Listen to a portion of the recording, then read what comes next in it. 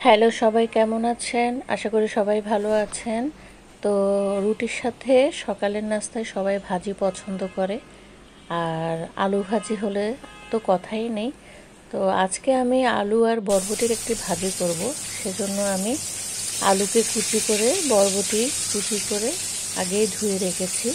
এখন আমি চুলায় পেঁয়াজ, রসুন বাটা, আদা বাটা দিয়ে একটু হালকা নরম হলে এরপরে আমি হলুদ গুঁড়া, মরিচ গুঁড়া, জিরা ধনে গুঁড়া দিয়ে আলু কুচি আর বরবটির শিম কুচিটা দিয়ে দিচ্ছি। এরপরে লবণ দেব। তারপর আমি একটু ভালো করে কষিয়ে 2 কাপের মতো পানি দিয়ে হালকা কষিয়ে এরপরে আমি একদম মাঝারি অথবা ডিম জালে চুলাটাকে ঢাকনা দিয়ে তারপরে ভাজিটা হয়ে এলে পরিবেশন করব। তো আশা করি আপনাদের ভাজিটা ভালো লাগে।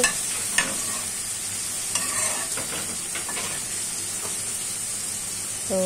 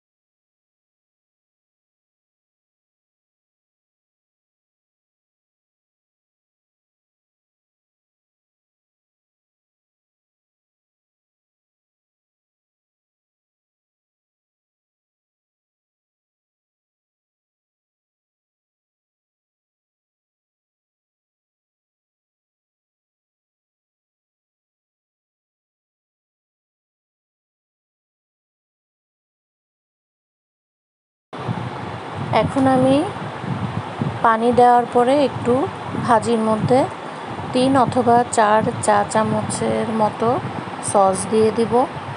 আর এই সসটার কারণে ভাজিটা আরও মজা হবে। আর একটু গোলমরিচের গুঁড়াও মিশিয়ে দিব।